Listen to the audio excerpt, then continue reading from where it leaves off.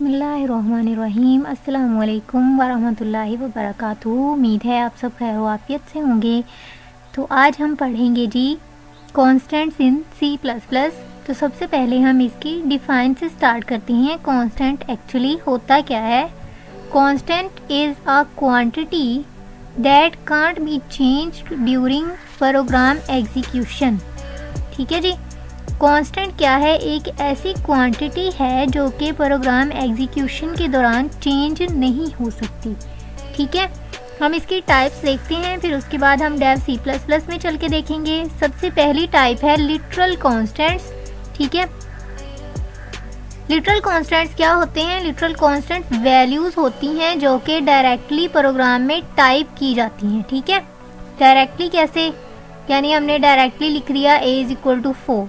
ठीक है, तो ये क्या किया है हमने? डायरेक्टली प्रोग्राम को वैल्यू दे दी है वेरिएबल को। ठीक है, दूसरे नंबर पे कहता है जी it appears in the program whenever it is needed. ठीक है, यानी जब जब हमें इसकी ज़रूरत होगी ना तब तक ये शो हो जाएगा, हमें नज़र आ जाएगा। ठीक है, लेकिन चेंज नहीं होगा, कांट बी चेंज्ड। ये आपने हमेशा याद रखना है कि जो लिटरल कॉन्स्टेंट्स है ना, या वैसे भी जो कांस्टेंट्स हैं वो कभी भी चेंज नहीं हो सकते। ठीक है, इसकी भी आगे जी टाइप्स हैं लिटरल कांस्टेंट्स की। सबसे पहली टाइप है इंटीजर कांस्टेंट, इंट। ठीक है, इंट का मतलब है इंटीजर। मैंने आपको बताया था डेटा टाइप्स जब हम पढ़ रहे थे।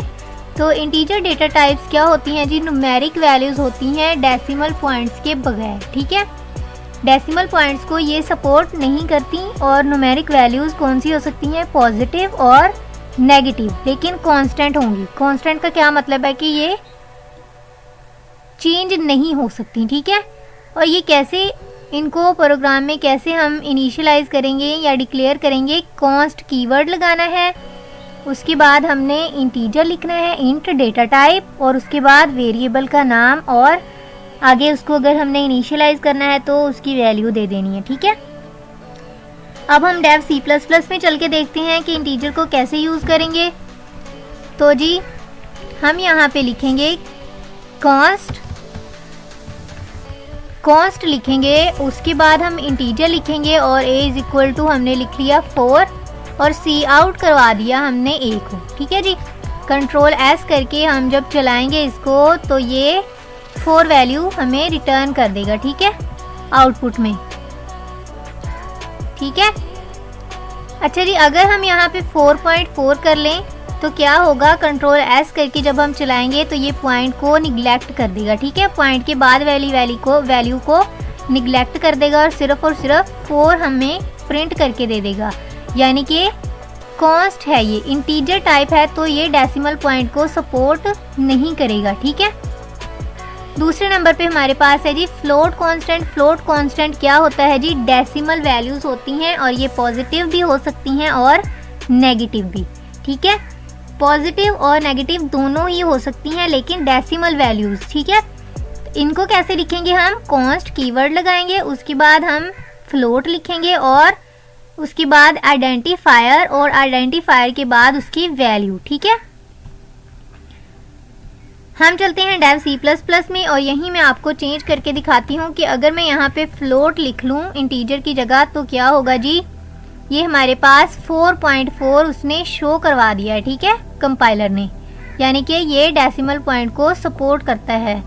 अब अगर जी कांट चेंज वाली बात अगर हम देखें तो अब हम ना A को A= 5.5 कर लेते हैं, और अब अगर हम A को करवाएंगे डिस्प्ले तो हमारे पास एरर आएगा। ठीक है, तो क्या कह रहा है वो? Assignment of read only variable A, यानी एक दफ़ा वो यूज़ हो गया है। ठीक है, दूसरी दफ़ा हम उसको ओवरराइड नहीं कर सकते। दूसरी दफ़ा क्या होगा? एरर आ जाएगा, यानी कॉन्स्टेंट्स कभी भी चेंज नहीं हो सकते। तीसरे नंबर पे हमारे पास है कैरेक्टर। 1 बाइट स्टोर करता है ये। ठीक है, कैरेक्टर में कोई भी आ सकता है और इसको हमेशा सिंगल कोट्स में लिखते हैं, ये आपने याद रखना है। और इसको कैसे लिखते हैं? कॉन्स्ट लिखते हैं, कीवर्ड और कैर। ठीक है, कैरेक्टर के लिए CHAR, और उसके बाद हम लिखते हैं वेरिएबल का नाम, आइडेंटिफायर का नाम, उसके बाद असाइनमेंट ऑपरेटर और फिर उसकी वैल्यू। ठीक है जी। डेव C++ में चल के मैं आपको करके दिखाती हूँ कैसे आएगा।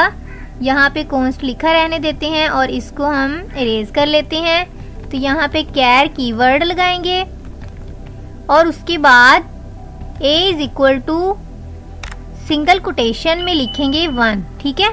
कंट्रोल S करके अब अगर मैं चलाऊंगी तो ये कैरेक्टर प्रिंट हुआ है, कैर लिखा है मैंने कीवर्ड, उसके बाद हमारे पास a इज इक्वल टू 1 है। ठीक है। तो कैरेक्टर्स कैसे लिखते हैं हम? सिंगल कोटेशन में, ये हमेशा आपने याद रखना है। उसके बाद है जी हमारे पास स्ट्रिंग कांस्टेंट।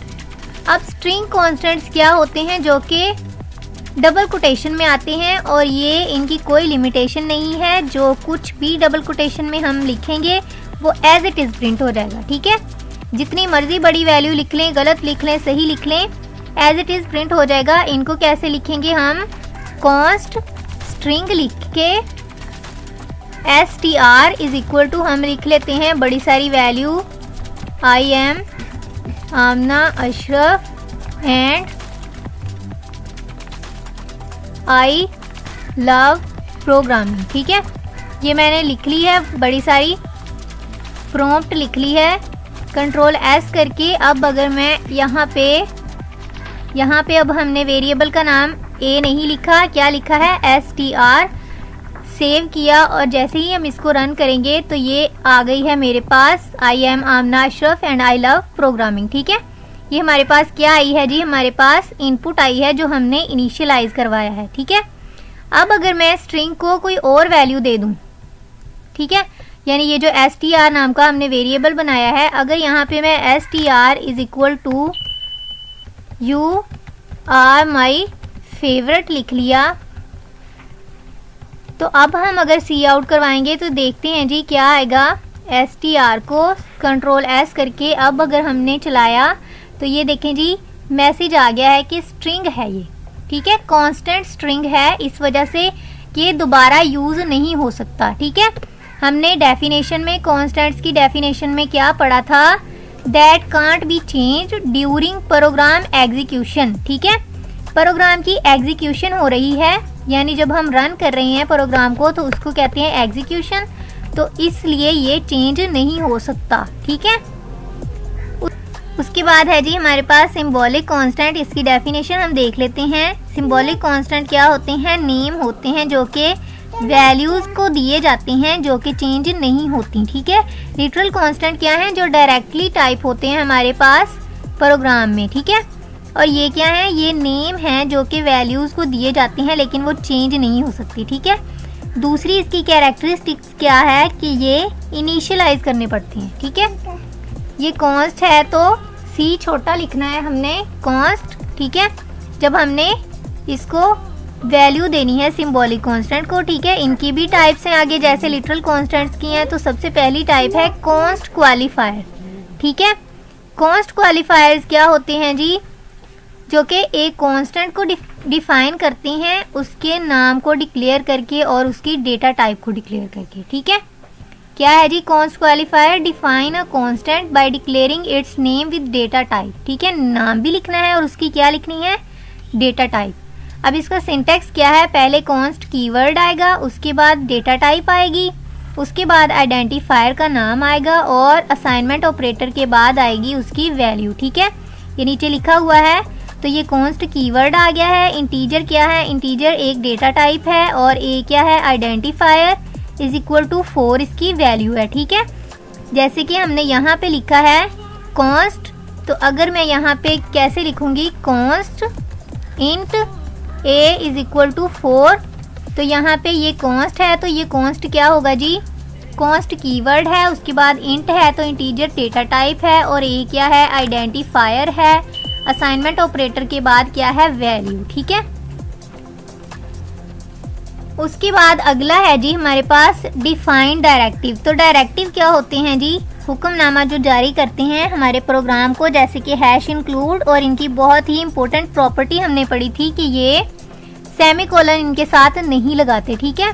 हम इसके बारे में पढ़ते हैं। Use to define constant. ठीक है। इसने क्या करना है, कांस्टेंट को डिफाइन करना है।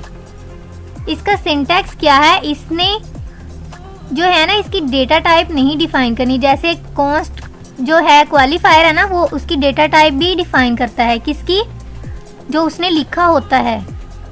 यानी जो कांस्टेंट लिखा होता है कॉन्स्ट, उसकी डेटा टाइप भी डिफाइन करता है। लेकिन डिफाइन डायरेक्टिव जो है वो क्या करता है, वो सिर्फ और सिर्फ आइडेंटिफायर का नाम और उसकी वैल्यू देता है, ठीक है।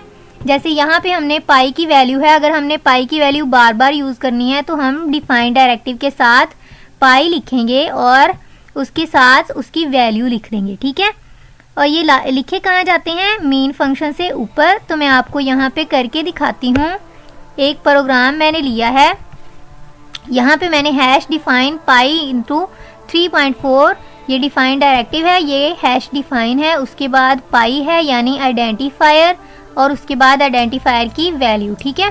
अब अगर इसको मैंने प्रोग्राम में यूज़ करना है तो मैं पाई आर स्क्वायर यानी पाई और रेडियस का स्क्वायर लिख लेती हूँ। तो मुझे एक फ्लोट टाइप का रेडियस वेरिएबल डिक्लेयर करवाना पड़ेगा। उसके बाद यूज़र से मैं लेती हूँ इनपुट और उसको कहती हूँ कि रेडियस एंटर करो, एंटर रेडियस, ठीक है।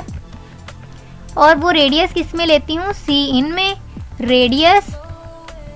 उसके बाद जी पाई आर स्क्वायर है, तो मैं रिज़ल्ट, पहले मैं इसको रिज़ल्ट को कर लूँगी float result is equals to pi r square लिखना है ना हमने। तो यहाँ पे ये जो पाई है ये हमने डिफाइन की हुई है, ठीक है। तो यहाँ पे मैं सिंपली लिखूँगी पाई। उसके बाद ये हमने लगाया पाई और पाई के साथ हमने स्टेरिक लगाया। स्टेरिक इसलिए होता है ज़रब देने के लिए, रेडियस का स्क्वायर है, ठीक है। तो रेडियस का हम स्क्वायर कैसे लेंगे, रेडियस को रेडियस से ही मल्टीप्लाई कर देंगे 2 दफ़ा, ठीक है। और इसको हम ब्रैकेट में कर देंगे ताकि पहले रेडियस से ज़रब हो और उसके बाद पाई से, ठीक है। कंट्रोल एस किया, यहाँ पे मैं लगाती हूँ सेमीकोलन और सी आउट करवा देती हूँ जी रिज़ल्ट को, ठीक है। रिज़ल्ट और एंडर लगाया। तो कंट्रोल एस करके जैसे ही हम प्रोग्राम को चलाएंगे, यहाँ पे एल की गलती है, कंट्रोल एस किया तो जी ये हमारे पास आ गई है एंटर रेडियस की प्रॉम्प्ट, ठीक है। ये यूज़र से हमने इनपुट करवाई है सी इन के साथ, यहाँ पे आपको नज़र आ रहा होगा। तो यहाँ पे मैं लिख देती हूँ 3.444 और ये हमने कैलकुलेट की है, कंपाइलर ने कैलकुलेट करके हमें आउटपुट शो करवा दी है, ठीक है। उम्मीद है आज का लेक्चर आपको समझ आया होगा। वीडियो अच्छी लगे तो वीडियो को लाइक और चैनल को सब्सक्राइब ज़रूर कर दीजिए। फ़ी अमान अल्लाह।